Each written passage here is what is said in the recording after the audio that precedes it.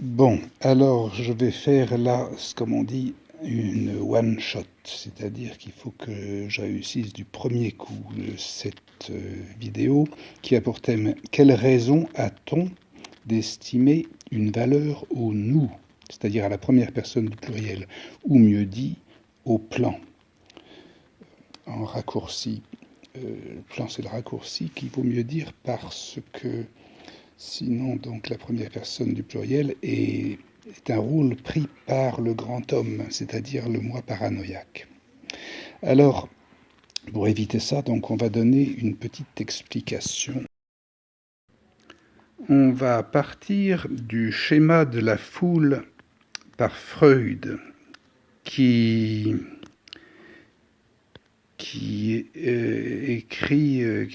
compose ce schéma en 1920 en réponse en partie à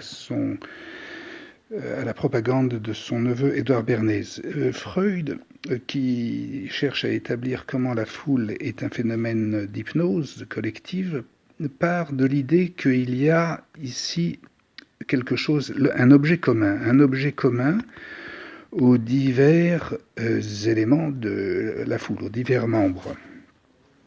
Ces membres sont les moi.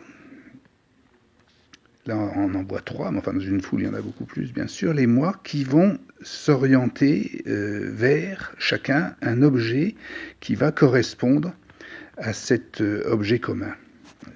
Ces moi,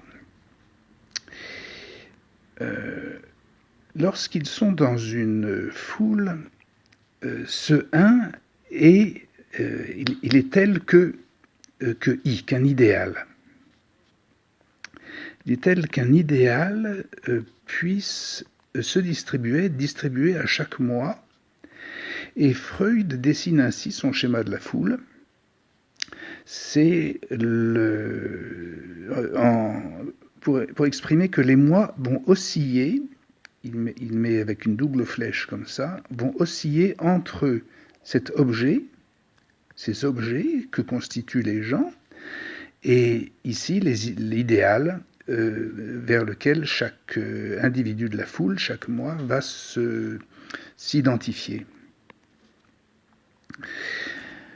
Alors ceci, si nous arrivons à le lire avec les mots, avec la langue commune,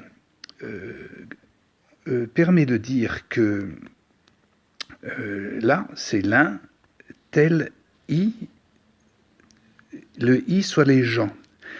C'est l'intelligence. Ici, nous avons les gens.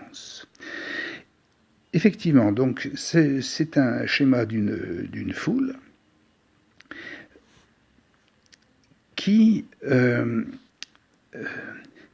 évidemment, ceci veut dire qu'elle est intelligente, hein, une foule intelligente. Alors, c'est pas un avis qui est partagé par tous, que la foule soit intelligente. Les grands hommes, justement, donc, qui se mettent à la place de cette foule intelligente, vont prétendre que la foule est bête et que eux le sont intelligents. Hein. Parce que ils identifient la foule à ce qu'on va appeler, ce que les écologistes, enfin le Greg Bateson appelait des groupes de sensibilité. Ça, c'est une foule écologique. Ou bien le védantiste Aurobindo appelle ça le mental sensoriel. C'est quasiment donc un état qu'il compare à un état animal, comme les écologistes parlent des écosystèmes animaux, qui leur permet d'estimer qu'il y a donc un état de la foule ou des groupes ou du mental qui doit être secondé par ce qu'on appelle le bouddhi. Les petits bouddhis, c'est les grands hommes. Mais si nous passons au-delà, c'est-à-dire avec ce qu'on appelle le supramental, au-delà de cette suppléance par ces grands hommes et ces petits bouddhis, nous obtenons ce qu'on appelle un appareillage cybernétique c'est-à-dire, ici on va la mettre comme ça,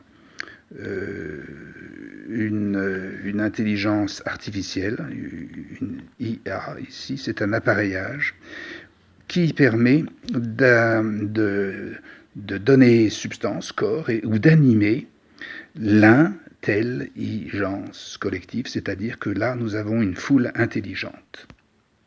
Et ça, même si ça, si les grands hommes ne veulent pas nous le faire croire.